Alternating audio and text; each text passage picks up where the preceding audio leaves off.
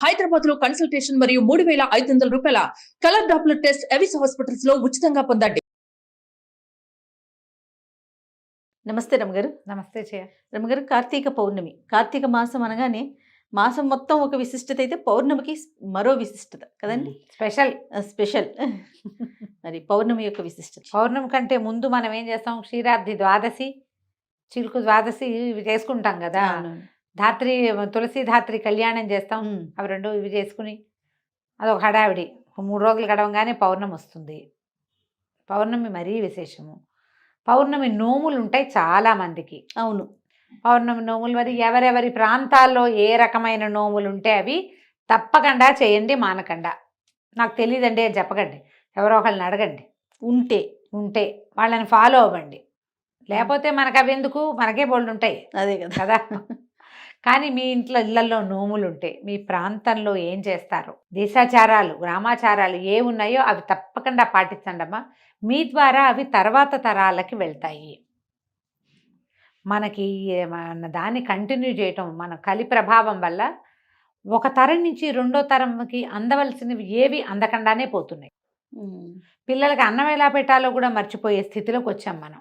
మీరు కాన్ఫిడెంట్గా లేకపోతే, మనం కాన్ఫిడెంట్గా లేకపోతే మన పిల్లలకి ఏం చెప్పలేము, సమాధానం చెప్పలేము. కాన్ఫిడెన్స్ ఎప్పుడు వస్తుంది? చేస్తూ ఉంటే వస్తుంది. ఏమో నేను చిన్నప్పుడు చేసేవాళ్ళని నాకు తెలియదంటే, మా అమ్మకేం తెలీదు మీరు చెప్పండి అంటారు నన్ను ఎంతసేపు. అది చెయ్యొద్దమ్మా. మీరు ఏది చేసినా కనుక్కుని చేయండి, తెలుసుకుని చేయండి. ఏటా ఒకటే చేయండి.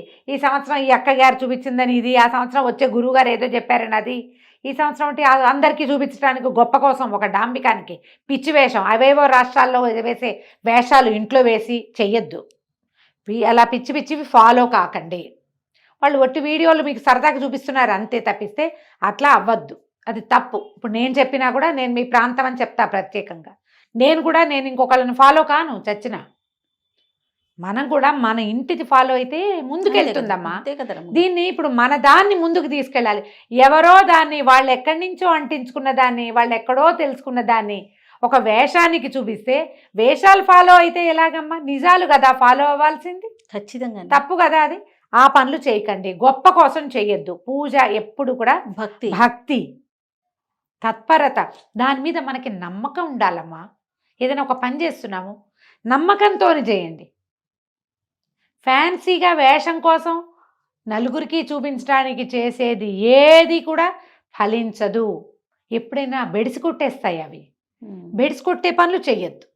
వాళ్ళు చూపించారని అందం, అలంకరణ కంటే భక్తి, శ్రద్ధ, తత్పరత చాలా ఇంపార్టెంట్. ఇది బ్యూటిఫికేషన్ కోసం కాదు. ఈ భక్తి మిమ్మల్ని భగవంతుని వైపుకి నడిపించడానికి, ఈ పర్వదినాలన్నీ మీరు అలంకారం చేసుకుని జనాలకు చూపించడానికి, కొత్త చీరలు కట్టుకోవటానికి కాదమ్మా. అది ఆలోచించండి అట్లా. ఈ ప్రదర్శన మనం పెళ్ళిళ్ళు, పేరెంటాలప్పుడు చేస్తూనే ఉన్నాం కదా. మనకి అవి ఉన్నాయి, దానికి ఇంకా ఉన్నాయి, బోల్డ్ ఉన్నాయి. పిల్లల పుట్టినరోజులు వస్తాయి, మీ పుట్టినరోజులు వస్తుంది, పెళ్లి రోజులు వస్తాయి కదా. పర్వదినాలలో పిచ్చి వేషాలు వేయకండి. బ్రీఫ్గా అదే మాట.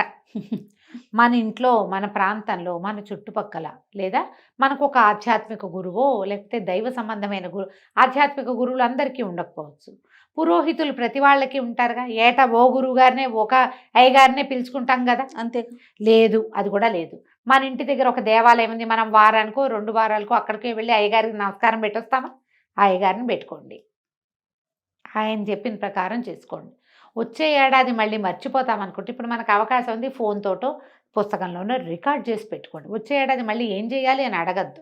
మీరు కొత్తవి మొదలు పెడితే కుశంకలు ఎక్కువగా ఉంటాయి.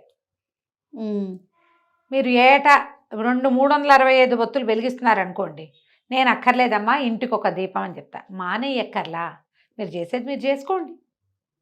కొత్తగా చేసేవాళ్ళు ఒకటే పెట్టుకుంటారు. పిల్లలతోటి కూడా వెలిగిపిస్తానండి నేను, లక్షణంగా వెలిగించుకోండి, మాకే అభ్యంతరము లేదు. మానేస్తే మీకు డౌట్ వస్తుంది, అమ్మో మానేసాం పిల్లాడు అందుకే పడ్డాడు, ఇలాంటి డౌట్లు వస్తాయి. డౌట్లలోకి వెళ్ళొద్దమ్మా. మనం ఏది చేసినా భగవంతుని వైపు మనం సజావైన ప్రయాణం, రుజుమార్గంలో వెళ్ళాలి, సరైన మార్గంలో వెళ్ళాలి. రుజుమార్గం అంటే చూడండి, పెద్ద దీపం ఉంది, దానికి పెద్ద అడ్డం కట్టేసాం, రేకు ఏం కనపట్ల, దానికి ఒక్క హోల్ పెట్టాం. అంత దీపకాంతి ఆ హోల్లో నుంచి వస్తుంది బయటికి. మీరు ఆ సన్నటి మార్గాన్ని పట్టుకున్న దేవుడి వైపు వెళ్తారు. అది సజావైన మార్గం కావాలి అంతే. ఈ ఈ సంవత్సరం ఈ వేషం, వచ్చే సంవత్సరం ఇంకో వేషం, వాళ్ళెవరినో ఇవాళ ఫాలో అయ్యి చెయ్యొద్దు. అది పద్ధతి కాదు. సాధారణంగా ఏం చేస్తారు? కార్తీక పురాణానికి, కార్తీక పౌర్ణమికి పగలు ఉపవాసం, రాత్రి భోజనం సాధారణ నియమం. మీరు నక్తాలు ఉంటే కార్తీక నక్తాలు ఉంటారు కదా, పగలు ఉపవాసం రాత్రి భోజనం, ఇది కూడా నక్తాల్లో కలిసిపోతుంది, పర్వాలేదు. ఈ పగలు ఏం తినచ్చు ఏం తినకూడదు, ఒకవేళ ఆకలికి ఉండలేని వాళ్ళు, ఇందులో మళ్ళీ గర్భవతులు కానీ చంటి పిల్లల తల్లు కానీ వయోవృద్ధులకు కానీ ఉపవాస నియమం లేదు. మీరు ఈజీగా దేవుడి దగ్గర నివేదన చేసుకుని అవి తినండి, అది కూడా ఉపవాసం కిందకే వస్తుంది, తప్పులేదు. పొద్దున ఏదో నివేదన చేస్తాం, పాలు గిళ్ళు పెడతాం, అన్నం వంట చేసుకుని వంటంతా పెట్టేయండి, శుభ్రంగా తినండి ప్రసాదాన్ని, ఉపవాసమే. ఉపవాసం లేను అని చెప్పక్కర్, మేము ఉపవాసం లేవండి అన్నం తిన్నాం అనక్కర్లా, ప్రసాదమే తిన్నాం, మేము చూపించాం కదా. కూర పప్పు, పిల్లలకి ఏదో వండుతాం చిన్నదంతా అన్నం, అది కూడా నివేదన చేయండి. పిల్లాడు కూడా ఉపవాసం ఉన్నట్టే చంటాడు కూడా చక్కగా. ఈ పని చేయండి. ఈ పెద్దవాళ్ళందరూ దీనికి సూర్యోదయానికి ముందే స్నానం చేయాలి, పగలు నిద్రపోవద్దు. కానీ ఇందులో మళ్ళీ గర్భిణులు, పెద్దవాళ్ళు, చంటి పిల్లల తల్లులకి అమెండ్మెంట్, వాళ్ళకి లేదు ఆ నియమం. మీరు ఉపవాసం చేయదలుచుకున్న వాళ్ళు పగలు పడుకోకండి. పొద్దున ఎప్పుడో లేస్తాం, ఆ మాత్రం అలసట వస్తుంది లాంటివి పర్వదినాల్లో చెప్పుకోకండి. నెలంతా మీరు పగలు పడుకోకుండా ఉండలేకపోవచ్చమ్మా, దానికి నేనేం చెప్పను. కనీసం ప్రత్యేక పర్వదినాల్లో పగలు పడుకోకండి. ఆ మాత్రం నిద్ర వస్తుంది కదా, కాసేపు పడుకోండి, చేరబడండి. నో, రాత్రికి పడుకుందరు కానీ పెందరాళి. పర్వదినంలో చేయొద్దు. మనకి ఫలితం పూర్తిగా కావాలంటే ఇది పద్ధతి.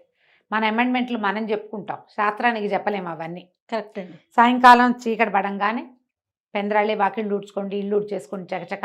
ఏదైనా పని మా ఇంటి అమ్మాయితో చేయించుకోండి, ఏదో మీరే అయితే చేసుకోండి. సావాకిట్లో సంధ్యకు ఒక ముగ్గు వేయండి, సంధ్య ముగ్గు వేసుకోండి. తర్వాత తులసి దగ్గర శుభ్రం చేసి ముగ్గేసి పెట్టుకోండి. ఒక చెంబు నీళ్ళు పోసుకున్నాం. అంత శక్తి లేకపోతే చలి పెరిగిపోతుంది కాబట్టి కాళ్ళు చేతులు మొహం కడుక్కుని ఉదయం వేసుకుని వస్త్రాలన్నీ మార్చేసుకోండి, అన్నీ మార్చుకోండి.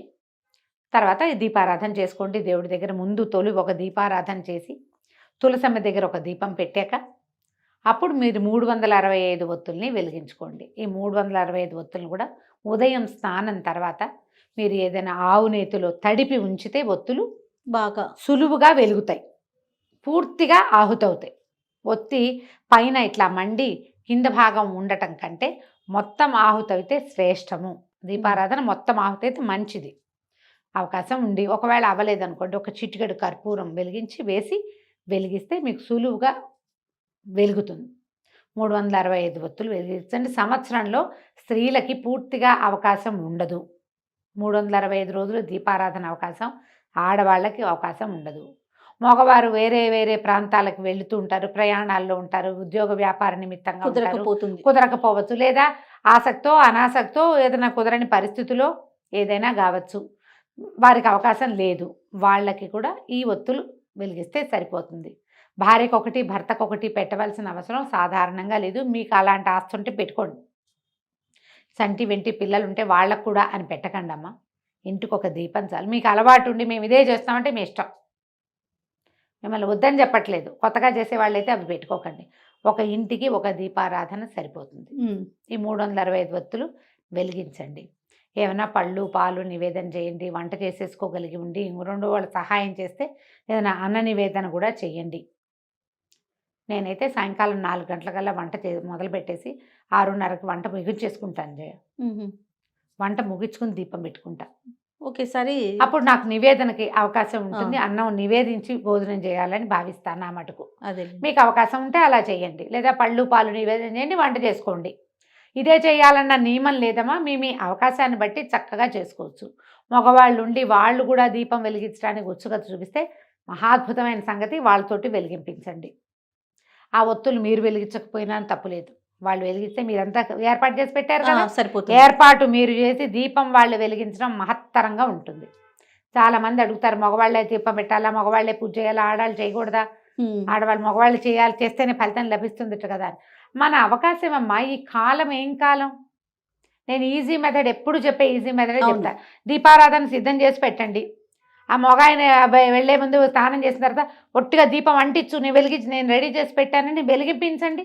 మీకు వాళ్ళు చేస్తేనే బాగుంటుందన్న నమ్మకం ఉంటే చెయ్యనివ్వటమే చాలా పెద్ద విశేషం అనుకుంటా జయ నేనైతే.